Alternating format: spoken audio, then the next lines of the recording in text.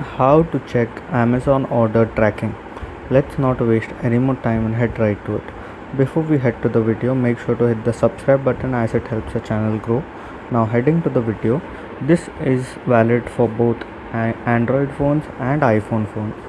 So first you open the Amazon app or amazon.com, whichever you have. Here we have the Amazon app. Then you click on menu on the bottom right. Once you click on that, click on accounts, and here you'll find an option of your orders. Click on your orders, and for example this is something I had ordered previously. I clicked on that.